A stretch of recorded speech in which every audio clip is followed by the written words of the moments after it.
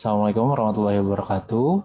Di sini kami akan mempresentasikan hasil kerja kami yang berjudul Fungsi dan Contoh Rangkaian Konektor. Kelompok kami beranggotakan saya sendiri, Muhammad Fatur Rahman, lalu ada Krisna Perdana Jaya Sitompul, Bayu Padilla, Dede Atapiko Muzain, lalu yang terakhir ada Farhan Rifai. Oke, langsung saja ke materinya. Yang pertama ada port paralel. Port paralel atau bisa disebut dalam bahasa Indonesia adalah port paralel merupakan sebuah port pada personal komputer yang berfungsi sebagai alat komunikasi komputer atau motherboard dengan perangkat luar yang bersifat paralel. Pada port paralel, pemindahan informasi dapat dilakukan secara bersamaan sehingga informasi yang terkirim lebih banyak daripada port seri. Port paralel biasa dikenal dengan printer port atau Centronics port. Fungsi port paralel adalah sebagai hubungan motherboard dengan printer jenis lama. Contohnya zip, driver, beberapa scanner, sound card, webcams, gamepads, joystick, pemrograman EEPROM, peralatan SCSI melalui adapter paralel ke CSI, percobaan dengan TLL12 driver, dan eksternal CDR atau CD-Airway. Selain itu, port paralel juga digunakan sebagai uji coba sederhana dalam perancangan peralatan elektronika. Port paralel untuk mentransmisikan data pada jarak yang pendek secara cepat. Port ini sering dipakai untuk menghubungkan printer, disk eksternal, atau tape magnetik untuk backup. Port paralel terdiri dari 4 jalur kontrol, 5 jalur status, dan 8 jalur data. Oke, selanjutnya ada pengkabelan port paralel. Menurut standar port paralel, yang baru adalah IEEE 1284, di mana dikeluarkan pada tahun 1994, standar mendefinisikan 5 mode operasi sebagai berikut. Yang pertama, mode kompatibilitas, lalu yang kedua ada mode nibble, lalu yang ketiga ada mode byte, yang ketiga ada mode EPP atau Enchant Parallel Port, lalu yang terakhir yang kelima adalah mode ECP atau Extend Capability Port.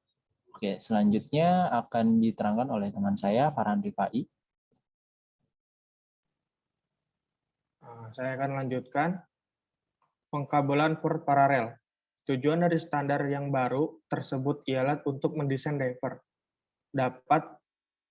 dan peralatan yang baru yang kompatibel dengan peralatan lainnya serta standar paralel port sebelumnya SPP yang diluncurkan tahun 1981. Mode kompatibilitas nibble dan byte digunakan sebagai standar perangkat keras yang tersedia di port paralel orisinal, di mana EPP dan ECP membutuhkan tambahan hardware di mana dapat berjalan dengan kecepatan yang tinggi. Mode hardware di mana dapat berjalan dengan kecepatan lebih tinggi, mode kompatibilitas atau mode coherence kan hanya dapat mengirimkan data pada arah maju pada kecepatan 50 KB byte per detik hingga 150 KB byte per detik. Untuk menerima data, Anda harus mengubah mode menjadi mode nibble atau byte. Mode nibble dapat menerima 4 byte nibble pada arah yang mundur. Misalnya dari alat ke komputer. Mode byte menggunakan fitur bidireksional paralel untuk menerima 1 byte. 8 byte data pada arah mundur. IRK, interrupt request pada port paralel biasanya pada IRK 5 atau IRQ 7.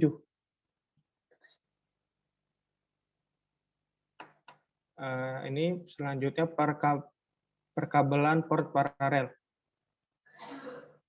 Port paralel extended dan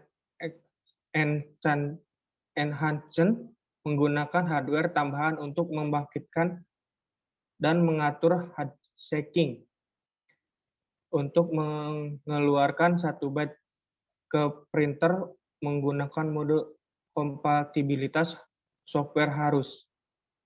1. Menulis byte ke data port. 2. Cek untuk melihat apakah printer sibuk.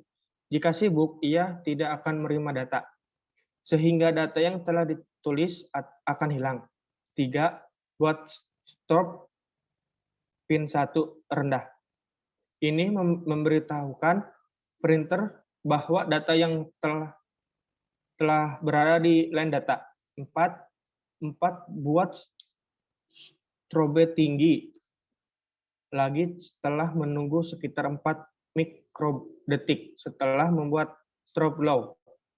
Hal ini membatasi kecepatan data, sedangkan EPP dan ECP mengizinkan hardware mengecek jika printer sibuk dan mengeluarkan sinyal strobe atau handshaking lainnya. Ini beret hanya satu instruksi I atau O yang harus dilakukan yang meningkatkan kecepatan port ECP. Juga mempunyai kelebihan menggunakan saluran DMA dan buffer FIFO.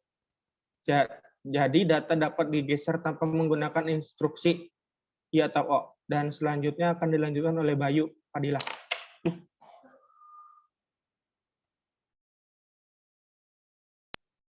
Baik, selanjutnya alamat port. Port paralel mempunyai 3 alamat seperti pada tabel skematik 2. 3 BCH. Ialah alamat dasar yang diperkenalkan sejak munculnya port paralel pada kartu video yang kemudian tidak digunakan lagi. LPT1 ialah line printer dengan alamat 378H, lalu LP2 dengan alamat 278H. Meskipun alamat ini dapat dirubah, saat ini alamat 378H dan 278H umumnya digunakan sebagai alamat port paralel. Biasanya terdapat ada 3. Yang pertama ada 3 BCH, 3 BFA. Untuk penjelasannya digunakan untuk paralel port di kartu video, tidak mendukung alamat ECP. Dan yang kedua ada 378H 378FH alamat untuk 1 PT1. 278-27FH alamat untuk 1 PT2. Ketika komputer dihidupkan, BIOS Basic Input atau Output System akan menentukan jumlah port yang Anda miliki dan mengeset nama LP1, LP2, dan LP3 ke masing-masing port tersebut. BIOS pertama kali mencari alamat 3 BCH. Jika paralel port ditemukan di sana, BIOS akan mengeset dengan nama LPT1, lalu mencari alamat lainnya yaitu 378H. Next. Aplikasi dan rangkaian USB. Pengertian USB. USB adalah singkatan dari Universal Serial Bus dan merupakan media penghubung antara komputer dengan perangkat-perangkat elektronik lainnya, seperti mouse, keyboard, printer, scanner, ponsel, flash drive, DVD writer, konsol permainan, kamera, modem, dan bahkan digunakan sebagai media penghubung untuk mengendalikan alat-alat uji dan mesin-mesin produksi. Teknologi koneksi USB yang dikembangkan pada pertengahan tahun 1990-an ini telah menjadi standar untuk hampir semua komputer dan ponsel serta peralatan elektronik lainnya. USB juga dijadikan standar untuk pengisian baterai untuk ponsel dan beberapa perangkat elektronik lainnya. Selanjutnya akan dijelaskan oleh Krishna.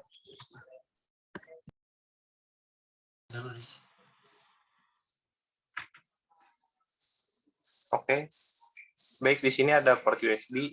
USB ialah port yang sangat diandalkan saat ini dengan bentuknya yang kecil dan kecepatan datanya yang tinggi.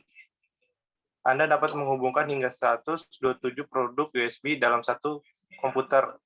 USB versi 1.1 mendukung 2 kecepatan, yaitu mode kecepatan penuh 12 Mbps dan kecepatan rendah 1,5 Mbps.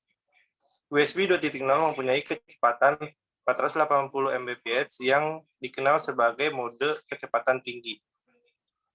Saat ini transfer data menggunakan port USB sudah semakin marak. Port USB menjadi pilihan utama karena ukuran yang ringkas dan kecepatan transfer data yang cukup besar. Sebagai perbandingan, bus PCI saat ini mendukung transfer data hingga 132 Mbps, di mana AGP pada 60 MHz mendukung hingga 533 Mbps.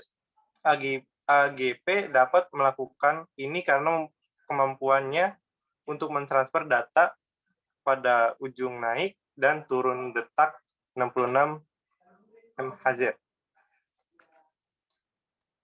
Baik, berikutnya adalah konektor USB. Ada dua macam konektor USB.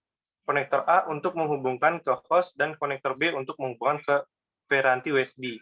Secara fisik dapat dibedakan dengan mudah untuk menghindari kesalahan pemasangan. Untuk menghubung lebih luas seperti menghubungkan ke piranti, berukuran kecil layaknya seperti handphone, PDA, dan sebagainya. Dibuat untuk konektor mini A dan mini AP. Semua jenis konektor USB dihubungkan dengan 4 kabel sebagaimana tabel. Yang pin pertama itu warna kabel merah, fungsinya V-bus dan 5 volt. Yang pin kedua warna kabel putih, fungsinya D-. Pin yang ketiga warna kabel hijau, fungsinya D+, dan pin yang keempat warnanya kabelnya hitam, fungsinya untuk di ground. Baik, di sini ada jenis-jenis konektor USB. Meskipun dikatakan standar, USB masih juga memiliki beberapa jenis konektor tergantung pada perangkat dan teknologi yang dipakainya. Pada sebuah kabel USB terdapat 2 konektor, yaitu plug bagian yang dipasangkan dengan komputer dan konektor receptor yang pada umumnya dipasangkan dengan peripheral yang dihubungkan ke komputer. Di sini ada USB tipe A, tipe B, dan mini, USB micro, dan tipe C. Yang pertama adalah USB tipe A. Konektor USB tipe A, tipe USB konektor ini sebagian besar kabel USB memiliki konektor USB tipe A di satu sisi. Karena konektor USB tipe A yang berbentuk persegi panjang, inilah yang dipasangkan pada bagian komputer. PC atau komputer personal pada umumnya memiliki beberapa port tipe A. Perangkat-perangkat seperti keyboard dan mouse juga menggunakan konektor USB tipe A di satu sisinya. Beberapa jenis adaptor yang dipergunakan oleh perangkat-perangkat elektronik portable juga memiliki port USB tipe A untuk melakukan pengisian ulang baterainya. Nama resmi konektor USB tipe A ini adalah USB standar A. Dan yang kedua adalah USB tipe B. Konektor USB tipe B ini, nama resmi konektornya adalah USB tipe B, adalah USB standar B. Konektor USB tipe B berbentuk bujur sangkar dengan sedikit lekukan di kedua sudut atasnya. Jenis konektor USB tipe B ini biasanya digunakan oleh printer ataupun scanner dan tidak sepopuler USB tipe A. Dan yang ketiga adalah USB mini. Konektor USB mini ini banyak digunakan pada perangkat ponsel maupun kamera sebelum konektor micro USB muncul. Bentuk konektor mini USB ini lebih kecil dibandingkan dengan konektor USB tipe A ataupun konektor tipe B. Bisa dilihat pada gambar di situ, USB mininya. Saat ini konektor USB jenis ini sudah jarang dipergunakan pada perangkat-perangkat elektronik. Dengan teknologi terbaru, konektor mini USB ini memiliki 2 jenis bentuk, yaitu mini USB A dan mini USB B. Dan yang berikutnya adalah USB micro. Konektor micro USB merupakan standar konektor USB yang paling banyak digunakan di perangkat mobile dan portable saat ini. Hampir semua produsen perangkat elektronik tersebut mengadopsinya. Konektor micro USB ini juga memiliki 2 jenis bentuk, yaitu micro USB A dan micro USB. Contoh gambar micro USB mikronya ada di gambar yang keempat itu. Dan yang terakhir ini adalah USB tipe C. Konektor USB tipe C merupakan jenis konektor USB yang dapat dipasangkan terbalik atau dalam bahasa Inggrisnya disebut dengan reversible. Saat ini sudah banyak smartphone, tablet PC, dan laptop yang menggunakan konektor USB tipe C ini. Secara resmi, USB jenis ini disebut dengan USB tipe C. Baik, berikutnya penjelasannya akan dijelaskan oleh teman saya, Dede Atapiko Muzayan. Baik, di sini saya akan menjelaskan tentang fungsi USB. Suatu piranti USB dapat dikatakan sebagai sebuah alat transceiver atau mengirim sekaligus menerima. Baik host maupun USB itu sendiri, sebuah istilah baru diperkenalkan, yakni USB function, yang bermaksud adalah peralatan USB yang memiliki kemampuan khusus seperti printer, scanner, modem, dan lain-lain. Data dikirim secara serial, maka piranti USB harus mampu mengenali gelombang kuntisiu. Gelombang ini dihubungkan langsung ke pin data USB dari sebuah sumber tegangan yang dengan impedasi output 39 watt. Sumber tegangan rangkaian terbuka untuk keperluan ini ada pada kemungkinan terburuk dari adanya overshoot atau undershoot.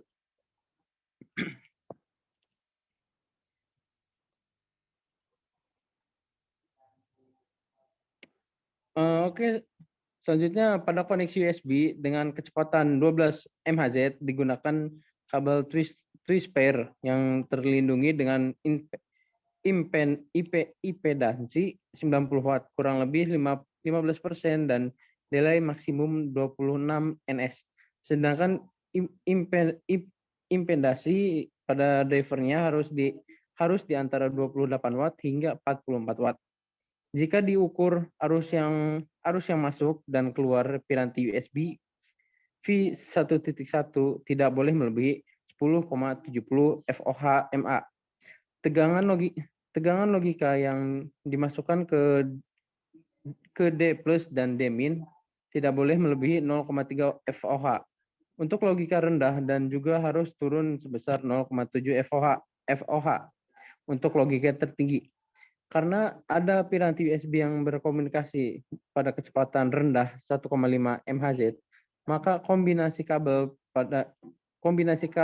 dan piranti USB harus mengandung kapasitas tunggal dengan nilai 200 PV hingga 450 PV di pin D+ dan D-. Perambatan delay pada kabel kecepatan rendah harus kurang dari 18 ns dan sinyal yang naik turun diukur dari 10% hingga 90% dari sinyal. Dengan toleransi 10%. Waktu untuk ini dari 4 ns hingga 20 ns tergantung kecepatan USB yang digunakan.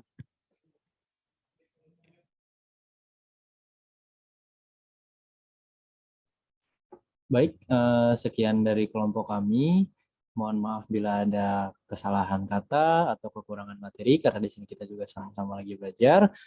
Saya tutup. Assalamualaikum warahmatullahi wabarakatuh. Selamat malam.